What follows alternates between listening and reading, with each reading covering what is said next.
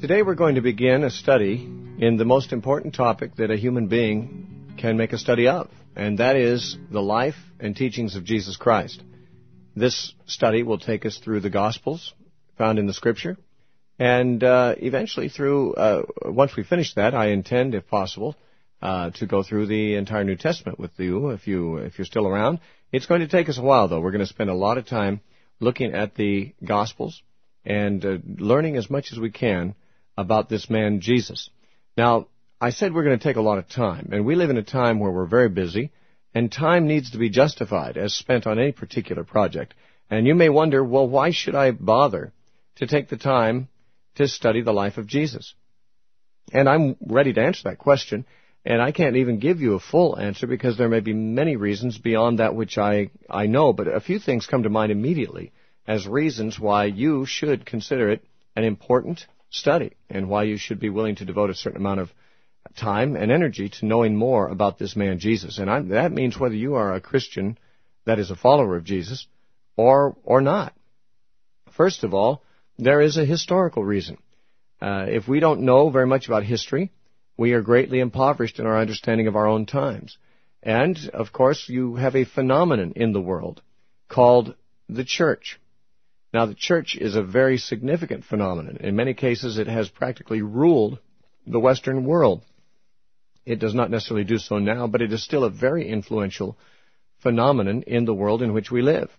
And that being so, you would do well to know something about it, even if you are not sympathetic toward it, even if you are not part of the church and wish it never existed.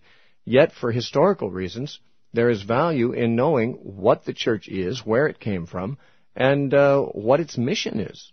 Even if your mission, if you're not sympathetic with the mission, if you are an antagonist toward the church, I would think that you would be interested in knowing what the mission is of this powerful entity that has so shaped civilization for the past 2,000 years. I mean, human civilization that is recordable only goes back a little more than 5,000 years, and for almost half of that time, there has been this entity called the church that has been asserting a great deal of influence. And in order to know where the church came from and how it started and what it's about, one has to go back to an investigation of its founder. Now, one thing that's very interesting, as you study the life of Christ, you'll find that the church, as we have come to know it in our own time, may not resemble very much what the founder had in mind. It may be that many of the things that you object to in the religion of Christianity today don't even agree with what the founder, Jesus Christ, taught. And you might find yourself much more attracted to him than you are to those who call themselves his followers. But the point is, there is a reality, a present reality and a historical reality of the church that needs to be reckoned with. And the study of the life of Jesus Christ is where you've got to go if you really want to understand this phenomenon in history. Now, some people don't care much about history in general, but you cannot live knowledgeably in your own times without knowing something about history. And I dare say that there is no historical subject that is more important to know about or more significant, or no person that has changed history so much as has this individual, Jesus of Nazareth, whose life we intend to study here. So that is one reason you may wish to study with us and take the time to know more about Jesus, and that is what we could call a historical reason, an interest in history merely. There's another reason, however, and this would also apply to persons who are not necessarily committed to Christianity, and that is what we could call the cultural reason. Not only has Christianity been a significant feature of history, it has been a potent influence upon the culture of all of the Western world, and of course through the missionary efforts of Christians into all parts of the world. And wherever Christianity goes, it has a tremendous influence on culture, on ethics, on values, on beliefs, on institutions, the institution of marriage, and on government, and so forth. And this is all part of what makes a culture. If you are not even a sympathetic person toward Christianity, but you wonder how it is that our culture came to be the way it is, you will find, if you study with us the life of Jesus, that much of what the Western culture has taken for granted to be true and has ordered its laws and its customs and its values upon have their origin in Jesus Christ, in Jesus of Nazareth, this historical character. And therefore, whether you're interested in history or in culture or both, you may find it very valuable to study with us this life of Jesus. There's another reason. Of course, this would be a reason more of interest to a person who has a theological bent. We could call it a theological reason. And that is the person who wants to know about God. Now, you might not want to know about God and still be interested in history and culture enough to be interested in studying the source of Christianity, which is Jesus himself. But if you are interested in more than simply history and in culture, if you're interested in ultimate things, if you're interested in knowing who made you and what kind of a being he is and what he requires of you, and those kinds of theological questions, then, of course, Christianity is the place to look, at least one place to look. I realize that some of you are not committed to Christianity and therefore may be interested in checking out other religions. Well, do so with my blessing. But eventually, you cannot consider that you have studied the issue of God thoroughly until you have studied thoroughly the man Jesus Christ. Not only because he's one of the major people who has told us anything about God that has had any influence on human thinking over the past 2,000 years, but because he claimed that he was sent directly from God as God's mouthpiece. He claimed to be the Son of God. In some obscure ways, he actually even seemed to claim that he was God himself, come down in a human form to reveal himself. Jesus said, if you have seen me, you have seen the Father, which was the way he spoke of God. So, if you want to know about God, if you have an interest in theological knowledge, theological just means knowledge of God, then the study of the life of Jesus is a very important thing. And theology is never studied adequately if Jesus and his teaching have been omitted from one's investigation.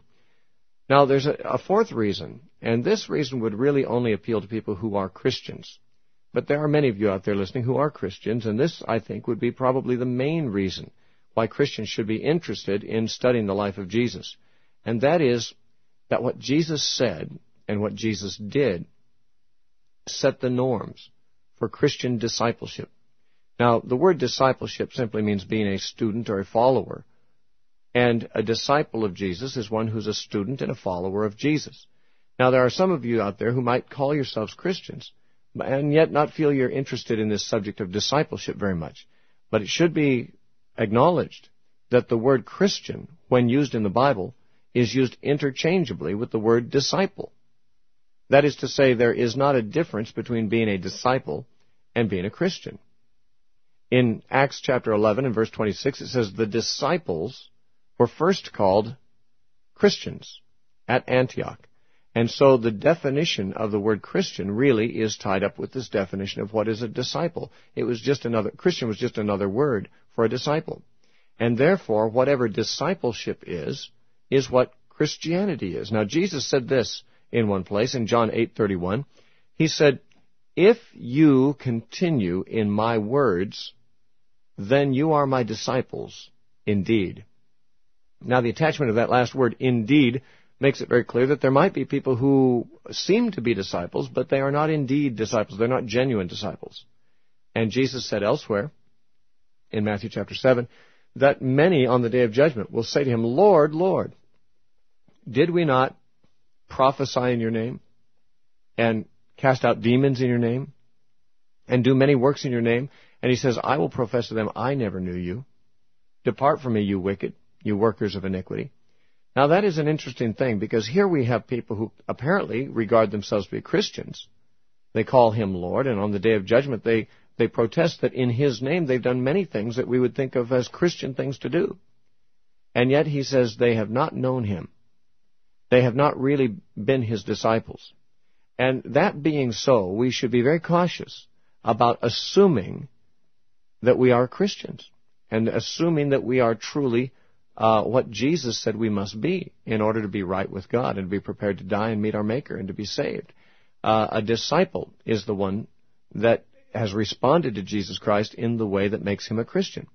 Now, what is discipleship? As Jesus said, if you continue in my words, you are my disciples indeed. John 8:31. Likewise, when Jesus told the church, or told his people, to go out and to spread the gospel to every nation, the way he put it in Matthew 28, verses 19 through 20, He said, "Go and make disciples of all nations, baptizing them in the name of the Father and of the Son and of the Holy Spirit, and teaching them to observe all things that I have commanded you." Matthew chapter 28, verses 19 through 20. Now, Jesus said we're to make disciples, and how do we do that? Among other things, we must teach them to observe all things that He commanded. Now, this certainly gives us two very good personal and discipleship-oriented reasons to study the life and teachings of Christ. First, Jesus said, "You are a disciple if you continue in my words." And secondly, you make disciples by teaching others to continue in His words, or to observe whatsoever things He's commanded. And so we can see that just calling oneself a Christian, or being attached to a church, or professing to have had a conversion, those are not the things that really save a person. According to Jesus, one must do the will of the Father. One must follow Jesus Christ. They must continue in His teachings.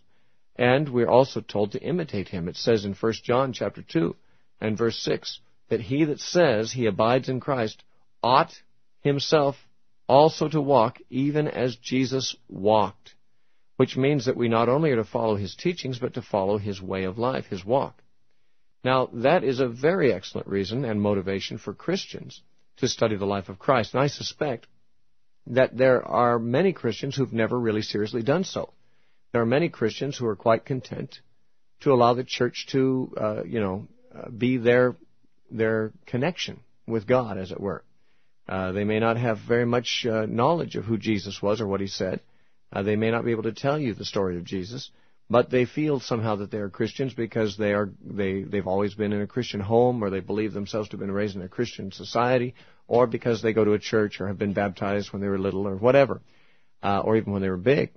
The point is that none of those things determine whether you are a Christian in the biblical sense of the word. The disciples were called Christians in the Scriptures, and therefore to be a Christian, one is to be a disciple. And to be a disciple, one must follow the ways and the teachings of Jesus. And those who do not do so may protest loudly that they are Christians, and may be insulted if you would question that. But on the day of judgment, it is Jesus, not us, whose definition of Christian is going to matter to us. You see, some people think of Christian almost as a synonym for being a nice person. And if you would say of some people that they're not a Christian, they would assume, even though they profess no faith in Christ at all, they would feel insulted that you said they weren't a Christian, because they feel that that's another way of saying they're not civilized, or they're not nice, or they don't belong in Western civilization or something. Many people think they're Christians because they were born in America. But, of course, none of those things are true. And it's not even true that you're a Christian if you've been raised in the church. A Christian is a person who has become a follower of Jesus Christ by a distinct decision to turn from a former way of life that was not following Christ to a commitment of obeying Him and following His example in all things for the rest of your life. That's what it really means to be a disciple. And for a Christian to know that he's a Christian, he must examine and see whether he is a disciple. And therefore, to do that, we must read how Jesus lived and read what He taught to see whether, in fact, we are following Him, whether we are following His example and His teachings. You certainly cannot be a follower of Christ if you do not follow His example and His teachings. Now, of course, having talked about why we ought to study the life of Christ, there's another issue, and that is whether the study or the attempt to know about Christ is going to be an exercise in futility or not. What I mean is this, that Jesus obviously lived His life and said these things that He said almost 2,000 years ago, approximately 2,000 years ago. And like many others who lived lives and said things that long ago, we weren't there to hear them. We know only about them through what other people have said and written down that claim that He said and did. Now, that means, of course, that the study of the life of Christ is going to be to a large extent an historical study, a study of a historical character. And to study any historical character who's no longer around and who no one who is alive today has ever met personally during the time of his sojourn here on earth means that we must depend upon sources. Now, not all sources are equally reliable in studying any historical question. You could be studying the life of Alexander the Great or of Attila the Hun, And some sources of information would be more true than others. Even to this day, biographies about certain famous individuals will not all hold equal weight. There are the authorized biographies and the unauthorized biographies. And, of course, the fact that an unauthorized biography is unauthorized doesn't mean that it doesn't have the truth in it. But I'm saying that not all biographers, not all reporters, not all documents about history or about events or about people have equal value in giving you true information about them. And this is true when we consider the life of Jesus as well. Jesus is an historical person, and there were many people who wrote about him. We have, of course, in the Bible, 4 documents written by people who wrote about him. One was traditionally assigned to Matthew, who was one of the 12 apostles who lived with Jesus and heard him say the things that are recorded there. Another is by a man named Mark, who we do not know what his association with Jesus may have been. He apparently was a resident of Jerusalem and had a chance to hear Jesus preach, although his claim to fame, really, in being able to write an authoritative document about Jesus is found in the fact that Mark was associated later with Peter. And Peter was, of course, a very close associate with Jesus, and Mark wrote down the things that Peter said. This information we gather from an early writer from the late 1st century named Papias, who told us that Peter preached, of course, the story of Jesus, and Mark was his interpreter, or wrote down what he said and translated it into Greek, probably. And so we have Matthew, who was actually an eyewitness of much of what was said and done in the life of Jesus. Then we have Mark, who may have witnessed some of it himself, but of course his real source of information was Peter, who clearly was an eyewitness of much of that.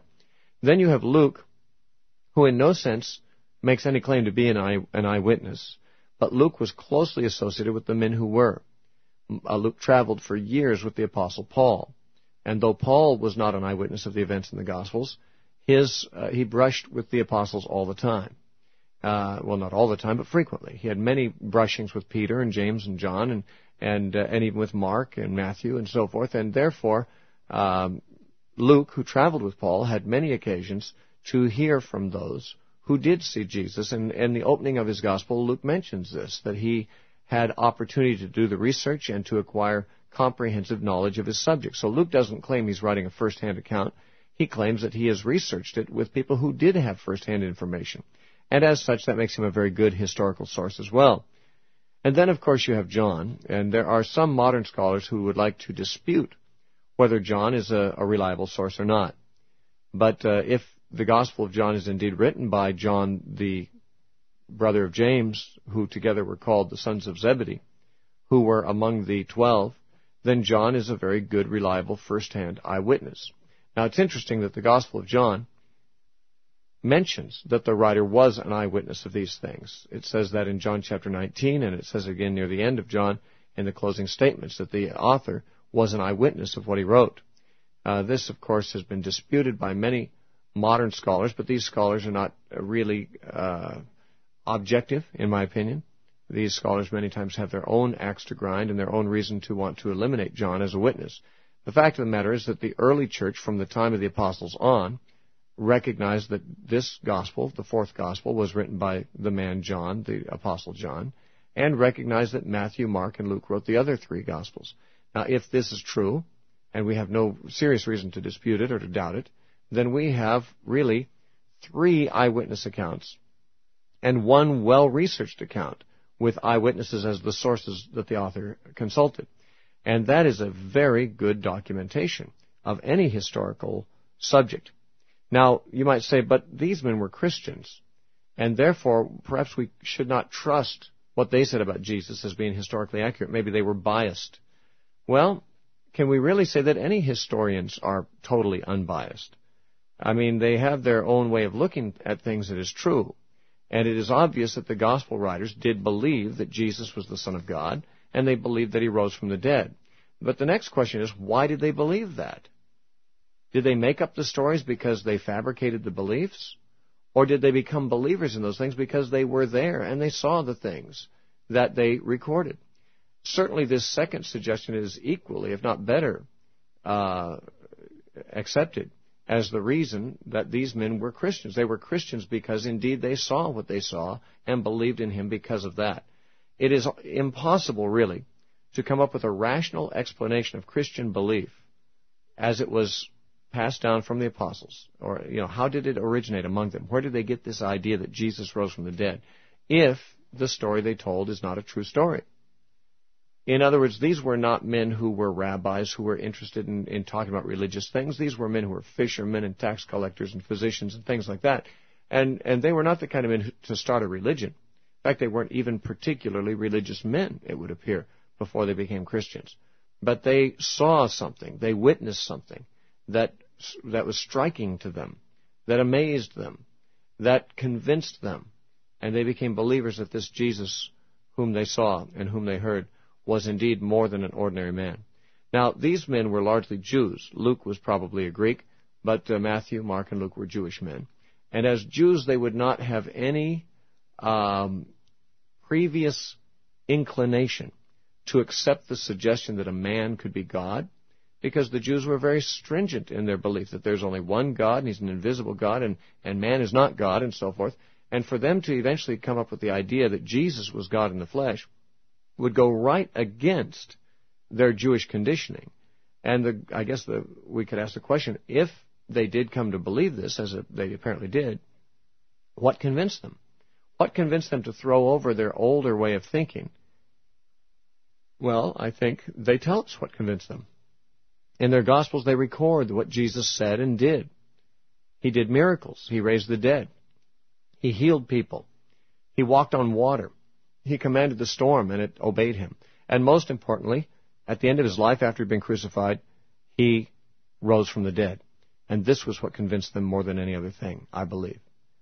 Well, we've about run out of time for today's talk, but we will be continuing this on a daily basis, and we will soon get into the Gospel of Matthew and start going verse by verse through. I hope you'll be able to join us and be with us on a regular basis as we study this life of Jesus Christ, who said he was the Son of God, and whom we believe was, and thus we have great value to derive from studying his life.